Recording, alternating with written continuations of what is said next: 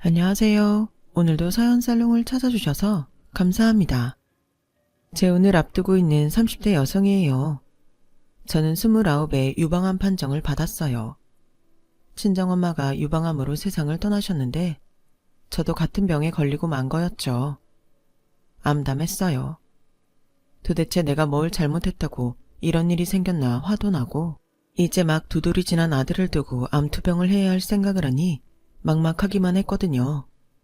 그런데 인생사 세용지마라고 나를 죽일 것 같은 암세포가 오히려 제 인생을 진흙탕에서 꺼내주었지 뭐예요. 그 얘기를 하려고 사연을 보내게 되었습니다. 제가 중학교 2학년이 되던 해 저희 엄마는 세상을 떠나셨어요. 병명은 앞에서 말한 것처럼 유방암이었어요. 암투병을 오래 하셨던 터라 아빠도 저도 엄마를 떠나보내는 게 힘들지는 않았어요. 그립지 않아서가 아니에요. 암투병 중에 죽을 만큼 힘들어하던 엄마가 너무 안쓰러워서 차라리 하늘나라에서 고통 없이 사시길 바랬기 때문이었죠. 엄마가 처음 암 진단을 받은 건 제가 유치원에 다니던 때였어요. 아직 30도 안 된 여자가 한쪽 가슴을 도려내고 살아야 했었죠. 당시 저는 주말이면 엄마 손을 잡고 동네 대중 목욕탕을 다니곤 했었는데 엄마가 가슴을 잃고 나서부터는 그러지 못했어요. 유방암이 뭔지 몰랐던 저는 엄마를 조르며 목욕탕에 가자고 떼를 쓰곤 했었죠. 당시 엄마랑 제가 다니던 목욕탕에는 꽤 큰 냉탕이 있었는데 저는 거기서 물놀이 하는 걸 좋아했거든요. 평소 제가 해달란 건 뭐든 해주던 엄마였지만 목욕탕만큼은 단호히 안 된다고 거절하셨어요. 그럼 욕조에서 엄마랑 같이 목욕할래. 제 딴에는 많이 양보한 제안이었는데 엄마는 그마저도 거절을 하셨어요. 그냥 수인이 혼자 해. 엄마가 시켜줄게. 엄마는 앙칼지게 달라붙는 저를 떼어내며 말했어요. 싫어. 엄마랑 같이 할 거야. 옆에서 그 소리를 듣고 있던 아빠는 안 되겠던지 저를 엄마한테서 떼어내며 소리쳤어요. 수인아, 너 이리 와. 왜 엄마를 귀찮게 해? 너 아빠한테 혼나볼래? 어렸던 저는 제가 잘못한 것도 없는데 아빠가 왜 이렇게 화를 내는 건지 잘 몰랐어요. 그래서 아빠 손을 피해서 엄마 품으로 파고들었죠. 그런데 한쪽이 허전하더라고요. 만지면 몽실몽실한 호빵 같았던 엄마 가슴이 푹 꺼진 느낌이었어요. 엄마, 가슴이 이상해. 악이 없던 제 말에 엄마는 당황한 표정이었어요. 하지만 이내 평소 표정대로 온화하게 돌아와서는 제게 그러셨어요. 수인아, 엄마가 많이 아파서 한쪽 가슴이 작아졌어. 그 말을 하고는 빙그레 웃으셨는데 이상하게도 눈은 울고 있는 것처럼 불쌍해 보이더라고요. 아직 철도 덜 든 어린 아이였지만 엄마의 슬픈 눈을 보고도 같이 목욕하자고 조를 수는 없었어요. 그래서 그때부터는 엄마한테 같이 목욕을 하자는 말을 하지 않았어요. 한쪽 가슴의 상당 부분을 제거했던 엄마는 제가 초등학교에 입학하고 5학년쯤 됐을 때 병원에 입원하게 되었어요. 암세포가 전이 되었거든요. 그때 이후로는 피눈물 나는 암과의 전쟁이었어요. 약간의 차도를 보이다가도 또 다시 상태가 심각해지고 그러는 사이 엄마는 정신적으로도 육체적으로도 황폐해지고 말았어요. 한창 엄마의 손길을 받아야 할 나이에 저는 오히려 아픈 엄마를 챙겨야 하는 처지였고요. 그래도 엄마가 살아있다는 것만으로도 위안이 되곤 했어요. 지금에 와서 생각해보면 가장 힘들었던 사람은 어쩌면 아빠가 아니었을까 해요. 아내 병원비에 집안 살림에 딸 육아까지 부부가 나누어 해야 했던 것들을 모두 혼자 떠안고 사셨으니까요. 지긋지긋한 항암 치료와 병원 생활을 끝내고 엄마가 세상을 떠나셨을 때 아빠한테 남은 건 껍데기뿐이었어요.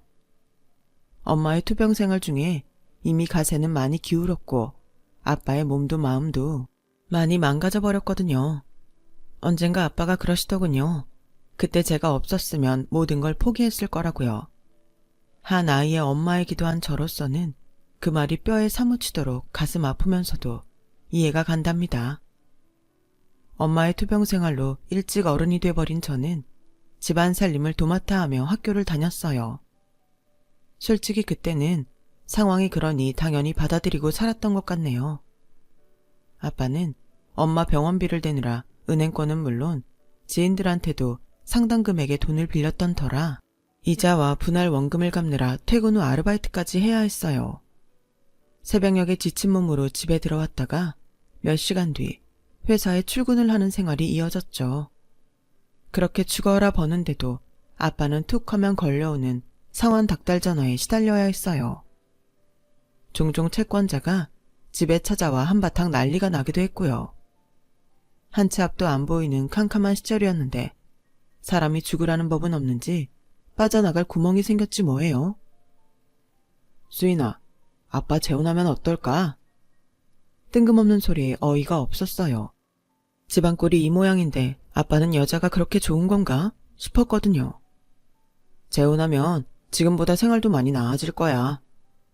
이건 또 무슨 소린가 했는데 알고 보니 아빠 재혼 상대가 돈이 꽤 있는 여자였더라고요.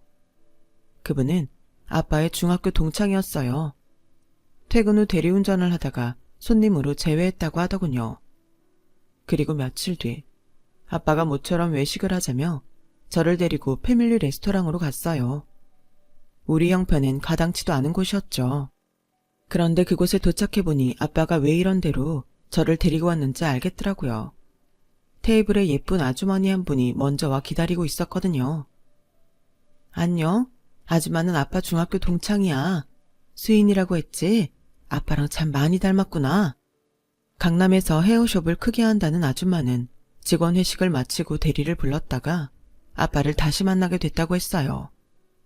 집까지 운전해 가는 동안 서로의 근황을 주고받았고 그러다 저희 집 상황도 알게 된 거였죠. 아줌마한테도 상처가 있던 터라 서로 통하는 부분이 있었나 봐요. 아줌마는 5년 전 이혼을 했다고 했어요. 저한테 자세히 말을 하진 않았지만 아빠랑 친할머니가 하는 얘기를 들어보니 아줌마 전 남편은 하는 일도 없이 아줌마한테 빌붙어 살면서 폭력까지 휘둘렀던 개차반 같은 인간이었다고 하더라고요. 툭하면 헤어숍의 여직원을 건드리고 아내가 번 돈을 흥청망청 쓰며 사는 기둥서방이었던 거죠. 이혼을 요구해도 돌아오는 건 폭력뿐이었고 그러다 어렵게 법정 공방까지 해가며 이혼을 할 수 있었다고 했어요. 내 인생의 남자는 더 이상 없을 줄 알았어. 그런데 수인이 아빠를 보니까 흔들리더라. 중학생 때 내가 너희 아빠를 짝사랑했었거든. 그때도 너희 아빠는 착하고 성실하고 따뜻한 사람이었어. 남자한테 시달리며 살아왔던 아줌마 눈에는 홀로 병든 아내와 딸을 지켜왔던 아빠가 남다르게 다가왔던 모양이었어요. 수인아, 아줌마가 네 엄마 자리를 뺏으려는 건 아니야. 그저 너랑 아빠랑 한 가족이 되고 싶을 뿐이야. 원치 않으면 날 엄마라고 부르지 않아도 돼. 아줌마는 한창 예민한 사춘기 여자아이 앞에서 전전긍긍하며 말을 이어갔어요. 제가 상처 입지 않을까 걱정하는 모습에 오히려 제가 더 미안할 정도였죠. 저 신경 쓰지 말고 두 분 결혼하세요. 저는 괜찮아요. 대신 아직은 엄마라고는 못 부르겠어요. 기어들어가는 소리로 말했더니 아줌마가 제 손을 덥석 잡으시곤 괜찮아. 그리고 고마워. 아줌마가 열심히 노력할게. 그날 만남을 계기로 얼마 뒤 두 분은 살림을 합치셨어요. 아빠랑 제가 아주머니 집으로 들어가 살게 된 거죠. 한강이 내려다 보이는 강변의 60평대 아파트였어요. TV에서 보던 연예인 집 같더라고요. 가구도 하나같이 고급스럽고 방도 5개나 되더라고요. 겨울에 외풍도 심하고 결로 때문에 베란다에 검은 곰팡이가 잔뜩 피어있던 저희 집과는 천지 차이였어요. 무엇보다 아줌마가 아빠 빚 정리를 다 해주셔서 더는 채권자한테 시달릴 일이 없었죠. 아빠도 더는 아르바이트를 하지 않아도 되었고요. 제가 다니던 학교는 이사간 집에서 꽤 멀었어요. 노선도 이어지지 않아서 버스를 2번 갈아타야 했죠. 그런데 아줌마가 전학을 반대하더라고요. 몇 개월 지나면 졸업인데 지금 전학을 가면 친구 사귀기도 힘들고 겉돌게 될 것 아냐? 그러니까 힘들더라도 지금 다니는 학교에 다니는 게 좋을 것 같은데 수인이는 어떻게 생각하니? 네, 그렇게 할게요. 사실 저도 전학 가는 게 싫었거든요. 결국 저는 중학교를 졸업할 때까지는 전학을 않기로 했고 그런 저를 아줌마가 아침마다 학교에 데려다 주셨어요. 등굣길 차 안에서 아줌마는 제게 많은 이야기를 들려주셨어요. 저랑 조금이라도 가까워지려고 노력하는 게 보였지만 아직은 돌아가신 엄마 생각에 쉽게 아줌마를 받아들이지는 못하겠더라고요. 그래도 밀어내지는 않았어요. 말없이 아줌마 말을 들어주는 정도였으니까요. 하루아침에 신분 상승이라도 한 것처럼 생활이 완전히 변해버린 저에게 더 놀라운 일이 하나 있었어요. 학원이요? 저보고 학원을 다니라고요? 좀 있으면 고등학교에 진학할 텐데 선행학습도 해야 하지 않겠어? 대학 입시도 금방인데. 어려운 형편 탓에 학원은 꿈도 못 꿨던 저는 학원에 다니라는 아줌마 말에 싫다기보다는 가슴이 설렜어요. 공부가 좋아서 그랬던 건 아니고 저도 이제 관리를 받는 아이라는 생각 때문이었죠. 그래서 아줌마를 실망시키지 않으려고 정말 열심히 공부했어요. 덕분에 성적도 많이 오르게 되었고요. 형편 탓에 일찌감치 대학 진학은 포기하고 있었는데 저도 모르게 슬슬 욕심이 나기 시작했어요. 공부에 재미가 붙기도 했고 수능 성적만 잘 나오면 아줌마가 대학도 보내주실 거라는 막연한 기대 때문에 그랬던 것 같아요. 저는 아줌마한테 마음을 주지 않으면서도 받을 것만 생각하다니 참 못됐죠. 그런데도 아줌마는 서운한 기색 한 번 없이 저한테 많은 걸 베풀어 주셨어요. 3년 뒤 저는 서울에 소재한 대학에 합격해서 대학 생활을 하게 됐어요. 불과 몇 년 전까지만 해도 꿈도 못 꿀 생활이었죠. 졸업을 앞두고는 아줌마 도움으로 미국으로 어학연수도 다녀왔고 나름 괜찮은 스펙으로 취업에도 성공할 수 있었죠. 그렇게 꽃길만 걷게 될 줄 알았는데 입사한 지 얼마 안 돼서 아빠가 교통사고로 세상을 떠나게 되신 거예요. 하루아침에 아빠를 잃었다는 슬픔이 채 가시기 전에 저는 당장 앞으로의 생활이 막막해졌어요. 아빠 장례식 때 알게 된 일인데 아빠랑 아줌마는 혼인신고를 하지 않았더라고요. 저를 생각해서 그랬던 건지 아니면 다른 이유가 있어서 그랬던 건지는 모르겠지만요. 그렇다면 저는 더 이상 아줌마 집에서 살 이유가 없어진 거잖아요. 물론 아줌마는 저보고 나가라고 하지는 않았지만 저 스스로 눈치가 보여서 더는 그 집에 있기 힘들었어요. 그렇다고 수중에 돈이 있는 것도 아니라서 대출을 받아야 하나? 이런저런 고민이 앞섰죠. 일단 원룸 월세 보증금이라도 마련해야겠다는 생각에 은행에서 대출을 받았고 대학 선배한테도 돈을 좀 빌렸어요. 그리곤 회사 근처에 원룸을 얻었어요. 아줌마 집에서 제가 쓰던 방 정도 크기의 집이었어요. 침대며 화장대, 옷장과 서랍장까지 모두 아줌마 돈으로 산 것들이라 가지고 간 건 옷가지와 책, 그 밖에 소소한 물건들 뿐이었죠. 아빠 사직 구제도 되기 전에 제가 집을 나가겠다고 하자 아줌마는 당황한 눈치였지만 이미 살 집까지 구했다는 말에 그러라고 하더군요. 그리고는 통장을 꺼내와 제게 내밀었어요. 아빠 월급 통장이야. 퇴직금도 여기로 들어온다고 했어. 그리고 조의금 들어온 것도 넣어놨고. 아니에요. 그동안 키워주시고 어학연수까지 보내주셨는데 이건 아줌마가 쓰세요. 돈 한 푼이 아쉬운 상황이기는 했지만 벼록도 낯짝이 있다고 낼름 아빠 유산을 받아 챙길 수는 없었어요. 내가 이거 가지고 뭐 하겠니? 돈이라면 나한테 충분히 있어. 독립하려면 이래저래 돈 들어갈 일 투성일 텐데 그냥 받아. 아줌마는 기어이 통장을 제 손에 쥐어주셨어요. 그리고 며칠 뒤 저는 제 인생에서 가장 유복했던 시간을 뒤로하고 집을 나왔어요. 어릴 때부터 투병 중인 엄마랑 떨어져서 혼자 집에서 보낸 시간이 많았던 저에겐 혼자 사는 일쯤은 별것도 아니었어요. 하지만 회사에서 업무를 볼 때는 이랬지어 몰랐는데 혼자 집에 들어와 밥을 먹다 보면 문득 제가 혼자라는 사실이 실감이 나곤 하더라고요.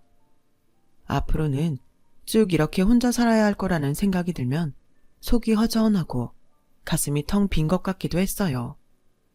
그러던 차에 회사에서 평소 제게 관심을 보이던 대리님과 연애를 시작하게 된 거예요. 딱히 그 사람을 사랑했던 건 아니었고 외로워서 누구든 곁에 두고 싶었던 마음이 더 컸던 것 같아요. 저보다 4살 위였던 대리님은 사귄 지 1년도 안 돼서 결혼을 하자고 했어요.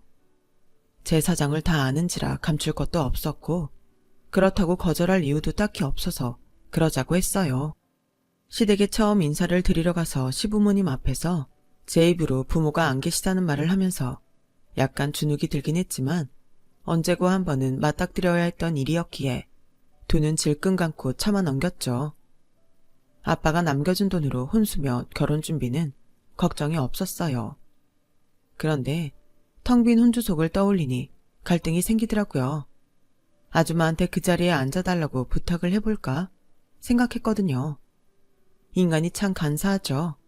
아빠 장례 끝나고 기다렸다는 듯이 집을 나와 연락도 끊고 산 주제에 말이죠. 며칠 갈등하다가 그러지 않기로 했어요. 대신 시골에 계시는 큰아버지 내외한테 부탁을 드렸죠. 그래도 결혼 소식 정도는 알려야 할 것 같아서 아줌마가 하시는 헤어숍을 찾아갔어요. 청첩장을 내밀자 아줌마가 놀라시더라고요. 당신이 해줄 게 뭐 없겠냐고 물으셨고 저는 없다고 대답했어요. 더 이상 신세를 지고 싶지 않았거든요. 그럼 그날 머리는 내가 해주면 안 될까? 메이크업도 우리 스텝한테 부탁하면 될 것 같은데 안 되겠니? 눈가가 촉촉해진 아줌마는 오히려 부탁하는 사람처럼 말했어요. 왠지 모를 미안함에 사무쳐서. 그래서 뿌리치기 힘들어 그래달라고 말씀드렸죠. 얼마 뒤 저는 결혼식을 올렸고 그날 아침에 제 머리를 해주신 아줌마도 식장까지 따라오셨어요. 이건 남편한테도 알리지 말고 가지고 있다가 필요할 때 써. 살다 보면 돈이 필요할 일이 있을 거야. 아줌마는 거액의 수표가 담긴 돈봉투도 건네주고 가셨어요. 신혼여행에서 돌아와 아줌마한테 전화를 했더니 스텝이 대신 받아서는 부재 중이시라고 하더라고요. 그래서 인사만 남기고 끊었어요. 그러고는 아줌마한테 더는 연락이 오지 않았어요. 아무래도 저를 피하시는 것 같아서 저도 따로 연락은 하지 않았죠. 결혼 생활은 꽤 순탄했어요. 연애 시절부터 남편이 제 원룸에서 살다시피 했었기 때문에 둘이 한 집에서 지내는 건 그리 낯설지 않았거든요. 거기다 시부모님도 무난한 성격이시라 딱히 저를 힘들게 하시지도 않았고요. 결혼 후 1년쯤 지나 저는 임신을 했고 이듬해 아들을 낳았어요. 온전한 가정에 굶주려 있던 터라 아이까지 생기고 나니 이제야 내가 제대로 된 가정을 꾸렸구나 하는 생각이 들었어요. 육아휴직도 끝나고 회사에 복귀하고부터는 일과 육아, 가사노동까지 하려니 조금 벅차긴 했지만 그래도 그 생활이 싫지 않았어요. 그런데 제 아이가 2돌이 지난 무렵 소소하게 행복했던 순간이 박살이 나고 만 거예요. 유방암이라고요? 제가요? 직장에서 건강검진을 받다가 알게 된 거예요. 치료만 하면 괜찮다는 의사의 말은 하나도 위로가 되지 않았어요.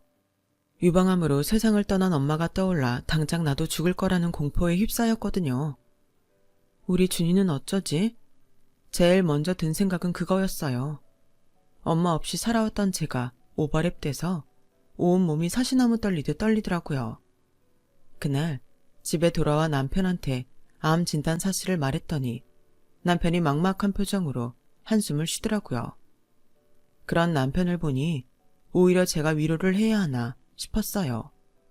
그런데 남편 입에서 의외의 말이 흘러나오더라고요. 아, 이제 나 어떡해. 분명 남편은 너가 아니라 나라고 말을 했어요.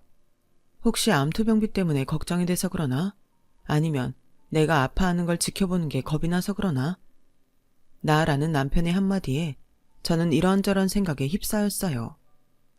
남편이 뱉은 말의 뜻을 알게 된 건 그 후로 2달쯤 지나서였어요. 회사를 그만두고 항암 치료를 받고 있던 중이었는데 남편이 누런 서류 봉투를 내밀더라고요. 이게 뭐야? 이혼 서류. 나도 이런 결정 내리기까지 고민 많았어. 근데 딴 건 몰라도 가슴 없는 여자랑은 도저히 안 되겠더라. 뭐? 고작 그런 이유로 이혼을 하자고? 수술이라고는 해도 다 드러내는 것도 아니고 부분만 떼어내는 거야. 선생님 말로는 사이즈에 큰 변화도 없을 거라고 했다고.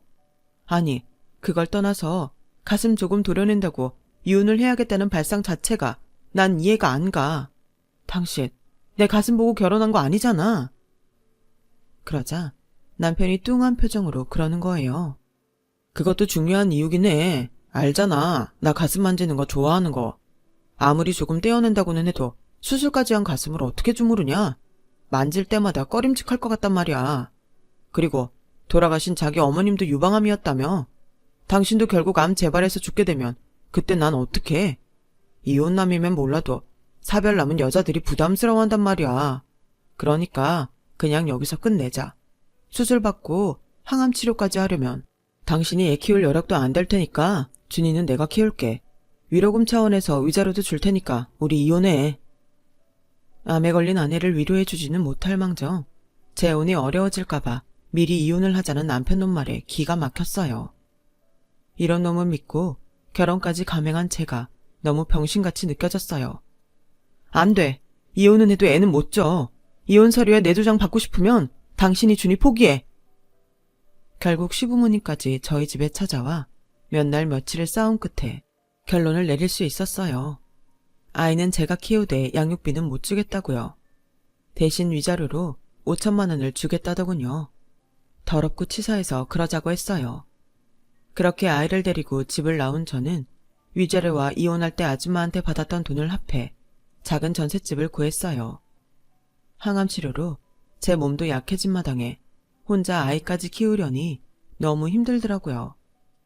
거기다 수중에 있던 돈이 점점 바닥을 드러내자 걱정을 넘어서 공포심까지 느껴지더라고요. 몸도 마음도 약해지고 나니 약삭빠르게도 아줌마한테 기대볼까 하는 생각이 들었어요. 아줌마라면 이대로 나와 내 아이를 내치지 않을 것 같았거든요. 하지만 일말의 양심이 그런 저를 말렸어요. 조금만 더 버텨보자 마음속으로 다짐하며 하루하루를 버텨나갔죠. 그러다 절제수술 날이 잡히고는 더는 안 되겠더라고요. 수술을 하면 다만 며칠간이라도 아이를 봐줄 사람이 필요한데 주변에 도움을 청할 사람이 없었거든요. 그래서 고민 끝에 아줌마를 찾아갔어요. 손님들로 가득 찬 아줌마의 헤어숍은 제 인생과 달리 생기가 돌았어요. 그곳에 있는 아줌마한테도요. 아줌마는 제 팔에 안긴 제 아이를 보자 어쩔 줄 몰라 했어요. 수줍게 한번 안아봐도 되겠냐고 하시길래 품에 안겨드렸죠. 몽실몽실한 아이볼을 손가락으로 쓰다듬던 아줌마는 눈물을 글썽이며 한참을 말없이 아이만 바라보셨어요. 예쁘다. 수인이 닮아서 참 예뻐. 너희 아빠가 살아계셨으면 얼마나 좋아하셨겠니? 눈에 넣어도 아프지 않을 손주를 안고 덩실덩실 춤이라도 추셨을걸? 생각지 못한 아빠 얘기에 순간 울컥했어요. 그리고는 그대로 무너져 내렸죠. 아줌마, 저 좀 도와주세요. 저 유방암이래요. 가슴 없는 여자랑 못 산다고 남편한테 이혼까지 당했고 수술을 앞두고 당장 제 아이를 보살펴줄 사람도 없어요. 가진 돈은 바닥이 났고 이제 어떻게 살아야 할지도 모르겠고 이러다 나도 엄마처럼 죽어버리면 우리 준이는 어떻게 해야 할지 너무 막막해요. 차라리 준이랑 같이 죽어버릴까 하는 생각도 들어요. 폭풍처럼 쏟아낸 제 푸념에 아줌마의 큰 눈에 힘이 들어갔어요. 그리고는 나긋나긋하던 표정은 사라지고 눈에 잔뜩 힘을 준 채 소리치셨어요. 정신 나간 소리 그만해. 네가 그러고도 엄마야. 그깟 일로 죽을 것 같으면 이 세상에 살아있는 사람 하나 없게. 나 같은 사람도 멀쩡히 하루 세끼 꼬박꼬박 챙겨 먹어가며 살고 있어. 그런데 고작 병 때문에 자식까지 데리고 뭘 어쩌겠다고? 그걸 지금 말이라고 해? 잘 들어. 네 목숨 이제 그냥 네 거 아니야. 네 아들이 네 손을 움켜쥐고 있는 이상 네 목숨은 네 아들 거라고. 그러니까 헛소리 집어치우고 당장 집으로 들어와. 치료도 제대로 받고 완치해서 네 손으로 네 아들 대학도 보내고 장가도 보내고 너 버린 개새끼한테 복수도 하란 말이야. 알았어? 아줌마, 죄송해요. 전 아줌마한테 받기만 하고 아무것도 해드린 게 없는데. 그런데도 이럴 때 생각나는 사람이 아줌마밖에 없어서 죄송해요. 그거면 돼. 그러니까 울지 마. 네가 우니까 네 아들도 울잖니. 아줌마는 네가 나를 찾아와줘서 정말 고맙다. 나한테 기대줘서 정말 고마워. 아줌마는 울먹이는 제 등을 손으로 쓸며 달래주셨어요. 그리고는 아줌마 밑에서 일하는 실장을 호출해 제가 살고 있던 집 정리를 맡기셨어요. 그리곤 저와 제 아들을 데리고 당신 집으로 향하셨죠. 제가 쓰던 방은 가구 하나 버리지 않고 그대로 있었어요. 언제고 친정이 필요할 때 제가 돌아와 쓰게 될 거라고 그대로 남겨두셨다고 하더라고요. 암치료를 하는 동안 제 아이를 돌봐줄 보모도 구해주셔서 저는 걱정 없이 수술대에 오를 수 있었어요.